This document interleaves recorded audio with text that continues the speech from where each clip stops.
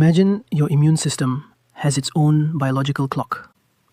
Most of the time, it ages naturally, year by year, just like you do.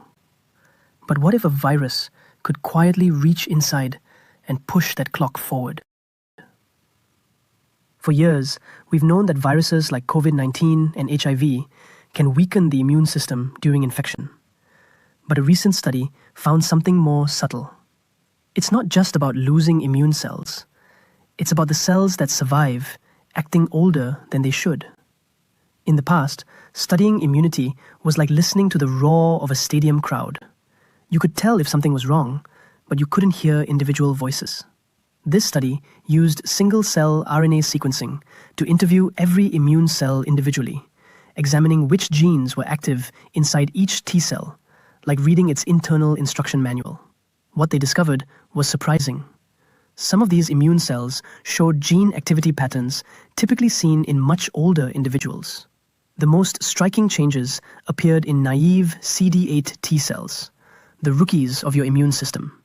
Cells that haven't fought before, that are flexible and ready to respond to brand new infections. After infections like COVID, or in people living with treated HIV, these rookie cells were producing proteins differently, dividing less efficiently, and showing shifts in the cellular machinery that normally stays youthful. In simple terms, they looked older than expected at a molecular level. This doesn't mean your entire body suddenly aged overnight.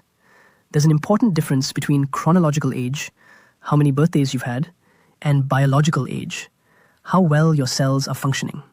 Researchers built a model of what normal immune aging looks like, then compared infected individuals to that model. And in specific T cells, the infection appeared to push them into an older functional state. Not visibly older, but molecularly older. Why does that matter? Because immune strength isn't just about quantity, it's about flexibility. Naive T cells are responsible for responding to new viruses and vaccines. And if they behave like older versions of themselves, the immune system may not adapt as efficiently to future threats. This isn't immune collapse. It's a subtle loss of immune youthfulness, a molecular footprint left behind after infection. The hopeful part is that for the first time, scientists can measure the biological age of individual immune cells, shifting the question from, did you recover? To, how well did your immune system recover?